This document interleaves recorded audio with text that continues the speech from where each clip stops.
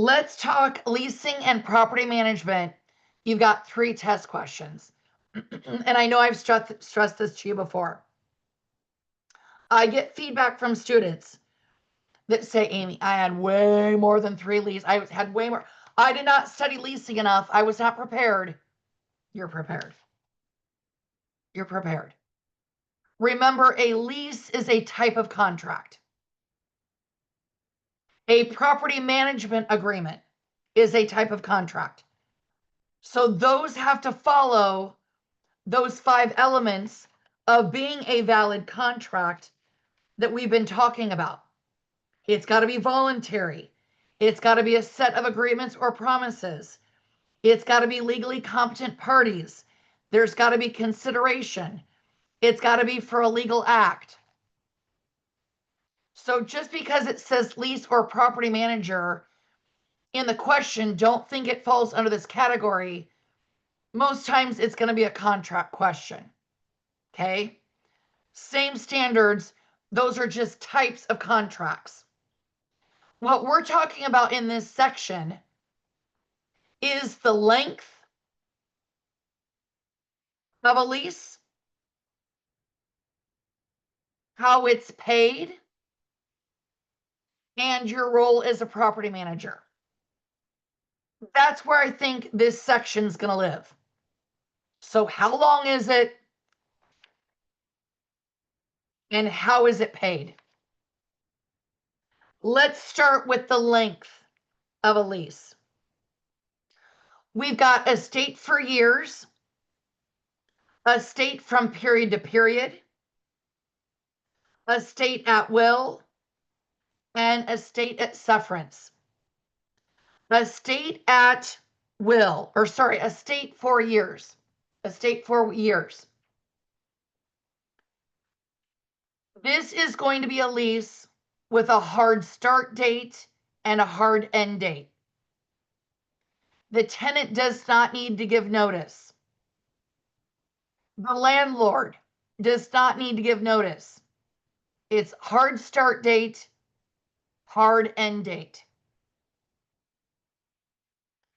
An estate from period to period has a start date and an end date, but the tenant is required to give notice.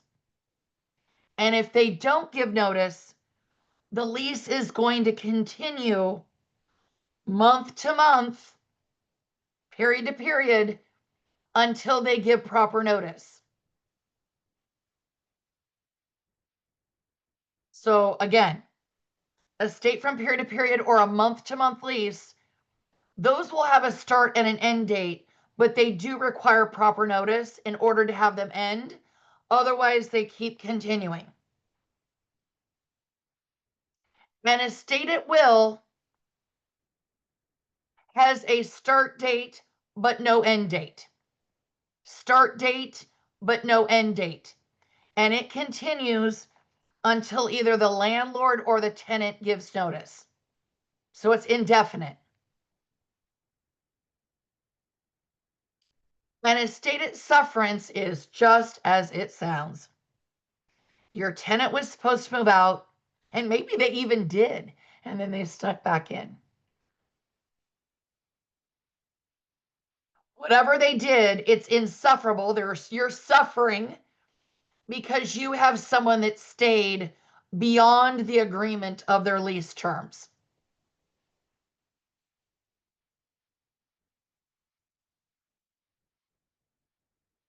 Now let's talk about how it's paid, because I think you've got multiple things that could be asked here. Number one, I would know the difference between a gross lease and a net lease. I would know the difference between a gross and a net. A gross lease is when we pay rent and maybe a few utilities, cable, electric, but then the landowner or landlord pays property taxes, insurance, and maintenance.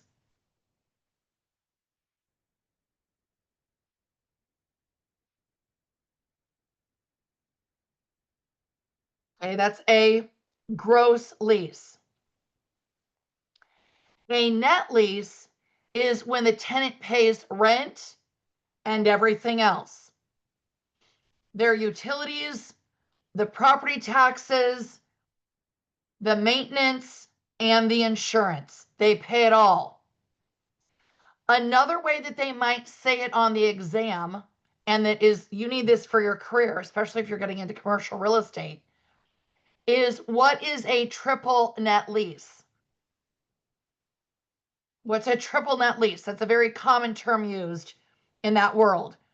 And a triple net lease indicates that the tenant is paying their rent, and the triple is insurance, property taxes, and maintenance. That's the triple. 1, 2, 3. And then I also think you could have a question about a percentage lease, which is where the tenant pays a percentage of their sales as their rent.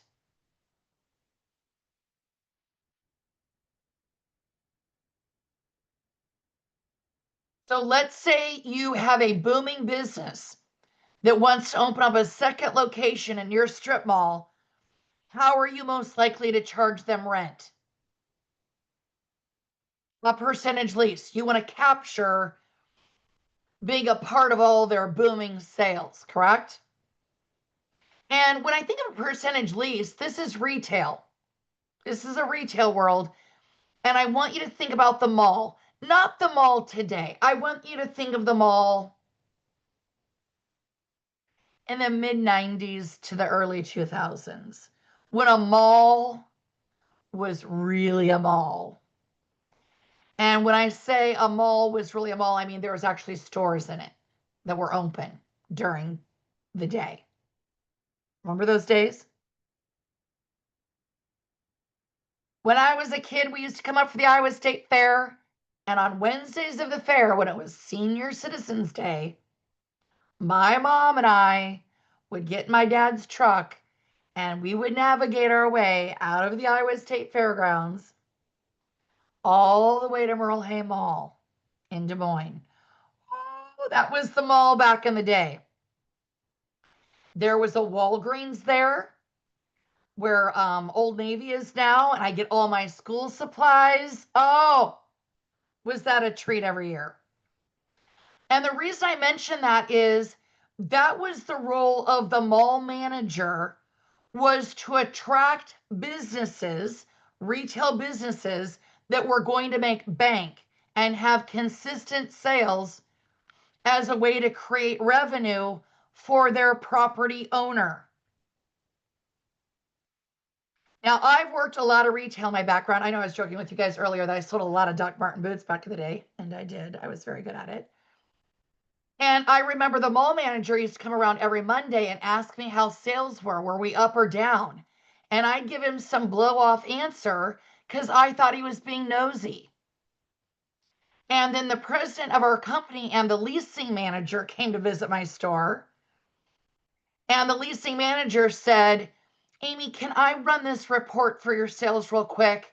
I need to meet with the mall manager. And I said, oh, he's been asking me for that report and I didn't give it to him because I didn't think it was his business.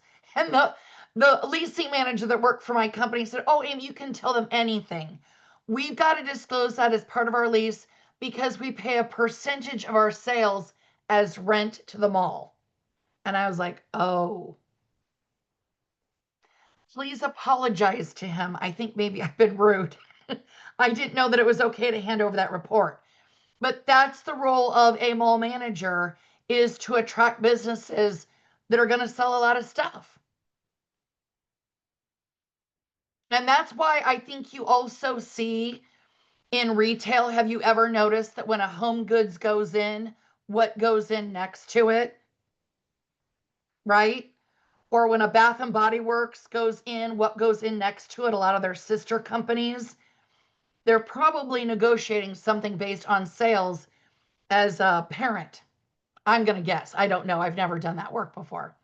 But that's the idea around a percentage lease. Now, that was for your career side story. The last remaining item here that I think we need to talk about is I would review just about how a lease works and the role of a property manager.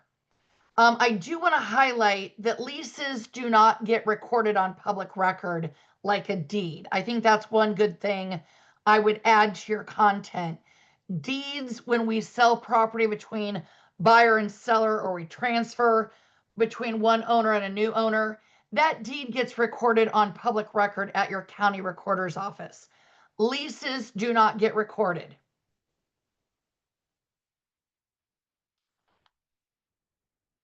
But I would know the role of a property manager. I would know that they are a general agent. And I'm going to give 3 categories into what a property manager does. Number 1, they work with tenants to get leases signed. They market the property, they attract tenants, they sign leases. Boom. Number 2 is they negotiate, select, and manage maintenance and vendor providers. Snow and mow. And number 3, big rock, is they provide some sort of profit loss or cash flow report to the property owner to know how much income was generated for rent, minus any vacancy rates, minus the bills. How much money did we make this month?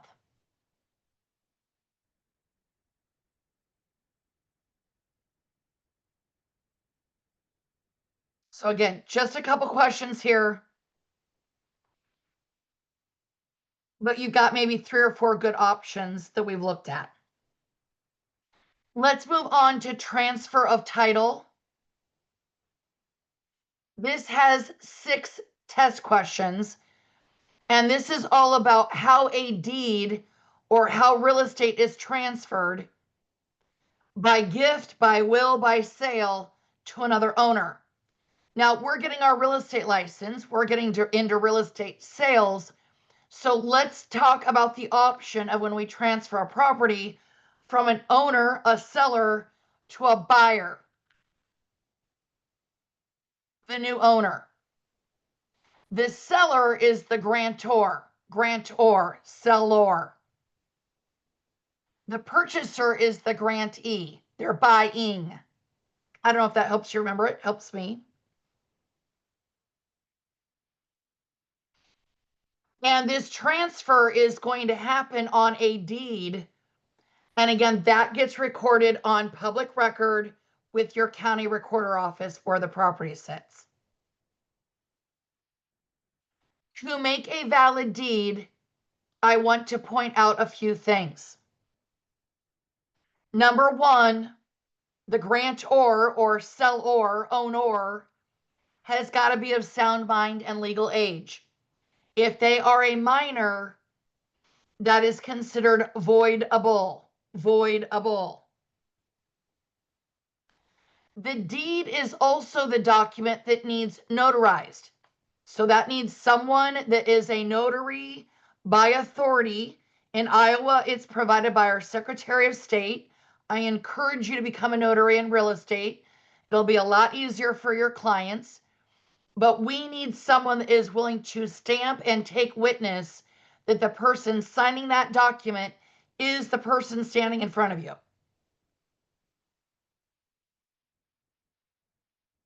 It's the deed that needs notarized, not a purchase agreement, not a lease, not a management contract, not a listing contract, not an agency agreement. All of those are contracts, but they do not require a notary stamp.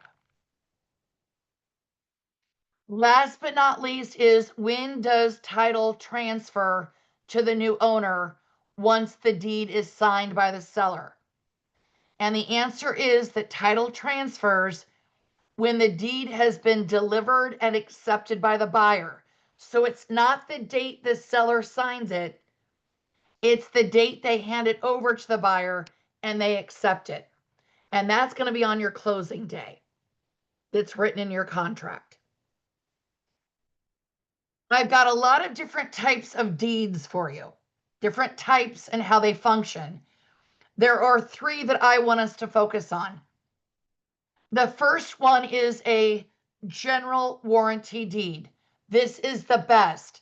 I want you to think a general in the Army is their top ranking officer. This is the best. The reason it's the best is because it protects you from title defects, liens, encumbrances that are liens. It protects you from title defects in the past, present, and future. Chef's kiss. This is the best. A special warranty deed is often used when a transfer happens with a foreclosure.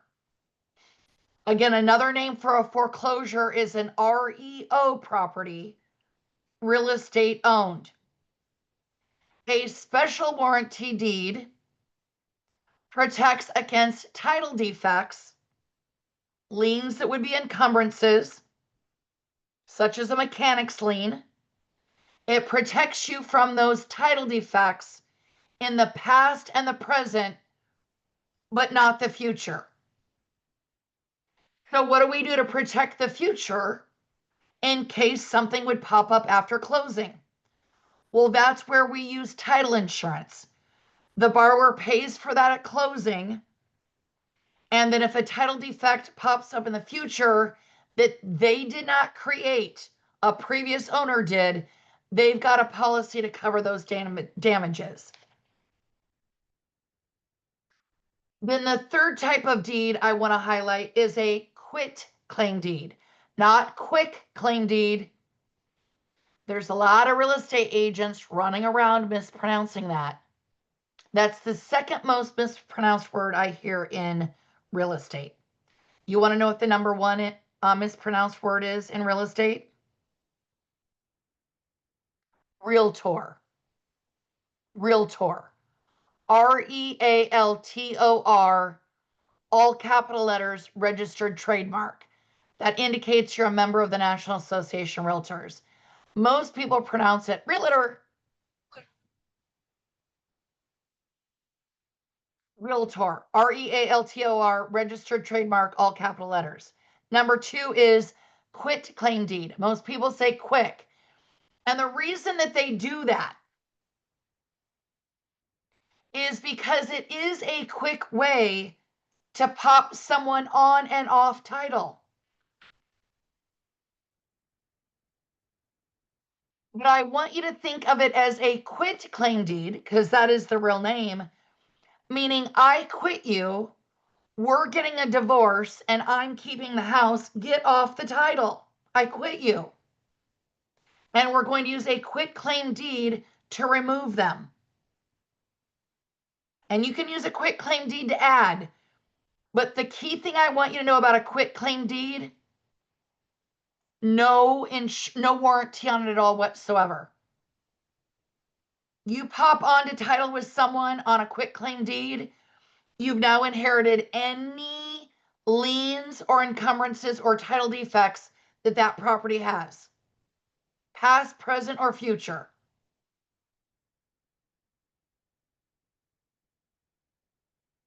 And by the way, I would never recommend popping on or off title with a quit claim deed.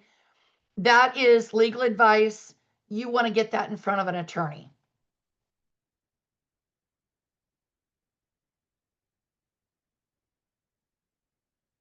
The next big rock is going to be about recording items on public record with the county assessor. And the reason that we record things on public record with your county assessor where the property sits is, number 1, prevent fraud. That way I can't say I own 123 Main Street and we can't prove it because there's no public record of who really does currently own it. So number 1, it's a way to prevent fraud. Number two, it's about accountability. So if I own 123 Main Street and I get a mortgage and they put a mortgage lien on my property on public record, that lets the world know I've got to settle that in order to sell my property. I've got to pay that off in order to transfer this property to someone else. So it's accountability that we get those things done. The next layer of this is the priority of these liens on a property.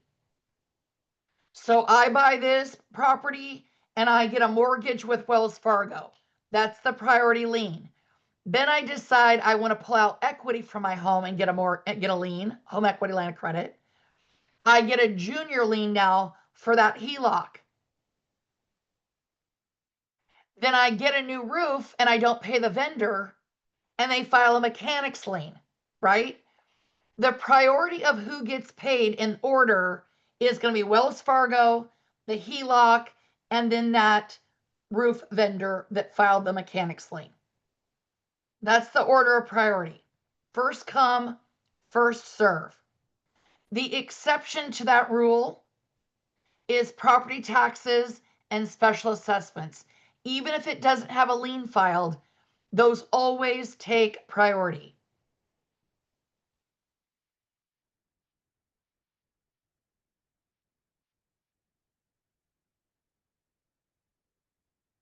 We've covered title insurance. The next big thing I think you need to know is what is an escrow account. And a type of escrow account that we talk about in real estate is a trust account. But an escrow account is where we hold other people's money. And we've got to trust that it's going to be there when they need it. This is where we use deposits for rent or earnest money down payments when we write an offer. We also can use these escrow accounts for closings, where we're bringing all the buyer's money in and we're distributing all of the money on behalf of them to the seller. None of that money is ours. It's other people's property. This makes me think of the song from the 90s. You down with OPP? Yeah, you know me. Again, I don't really know what OPP stands for, but we're going to keep it G here. And we're going to say it's other people's property. We're talking about real estate here. That goes into an escrow account. When I make my mortgage payment every month for, let's say, $1,000, part of it goes to pay down the principal balance of my loan. Part of it goes to interest. That's how my bank makes their money. And then the other parts for taxes and insurance, that goes into an escrow account with my name on it at that bank. And then when the tax bill comes up or the property insurance bill comes up, the bank pays that for me on my behalf. That way they know it gets done and Amy Schafer doesn't forget. Right? That's another type of escrow account. So we're using them for deposits, we're using them for closings, we're using them for that insurance and taxes with a mortgage. Those are your big reasons in real estate why you would have a trust account where you're hosting other people's money, other people's property. Okay? With that escrow account, I want you to know two major things now. Number one, I want you to know who can have one. And that could be a broker, not you as a salesperson. That could be a real estate broker. It could be a bank or any other lending institution. It could be a title company. Or it could be an attorney, like a law office. The next thing I want you to know, we were joking earlier about Alex Murdaugh, that whole murder trial, that he was dipping into his law office's escrow account to buy whatever. And he was found guilty of murdering his wife and son to get their life insurance and put the money back into that escrow account. That's essentially what he was accused of doing there. And guess what? Hulu has another show coming out with Patricia Arquette. Maybe even today it starts. As like a mini series or something. There are so many movies about this guy, but ultimately it was discovered that he was violating his law office's escrow account, other people's money that he was managing for lawsuit settlements, pulling it out, spending it on his own, and I was trying to figure out a way to put it back. Okay, that was that example that we used, and I wanted to mention it just because I was like, there's another show coming out about this family. Who's making the money off of this story at this point? With that being said, though, that was not really the second item. That was a diversion. The other second item I want you to know, besides who can have one, is I want you to know the term commingling or conversion. And those two can run together. They're the same thing. And what that means is we cannot commingle money from an escrow account into a personal or business account. So if there's money sitting in an escrow account at my brokerage and none of those closings happen for another month, those earnest money deposits are sitting there. Can I move some of that money over for the weekend? Because I'm going to Vegas, baby. And I'm going to win big. And when I come back on Monday, I can put it right back. No one will ever know. Is that okay to do? Hell to the no, no, no. No, that is other people's property. And again, in real estate, we oftentimes call that a trust account. That's a type of escrow account where we hold things in trust. We got to trust that it's there when our client needs it. That's the point. Two other terms I want to highlight for you is accrued and prepaid. This is how a buyer and seller reimburse each other for bills that might have been paid. Homeowners association dues or property taxes is the most common. How do we reimburse each other for the time that we owned the property? That's the whole purpose of these two terms. Accrued means the seller owes the buyer a credit at closing. Prepaid items means the buyer owes the seller a credit at closing. I would know those definitions and I would know who needs to credit who. And it might say like a credit to the seller, a debt to the buyer, or debit, DEBIT. Same word as debt. You've got a debit card, right? You pull money out with it. So I would know the difference between those two. Accrued means it's a credit to the buyer from the seller, credit to the buyer, debt from the seller. Prepaid means it's a debt from the buyer, a credit to the seller. And again, that's why that way we're balancing out taxes or anything paid so that it's equal parts based on the ratio of their ownership time. Okay. 6 test questions from this section. I would absolutely say that you need to know those 3 highlights that make up a deed. I would absolutely know the difference between a general warranty, a special warranty, and a quitclaim deed. You could have a couple questions out of that. I would know how priority of liens works. I would know what title insurance is, who pays for it, what does it cover.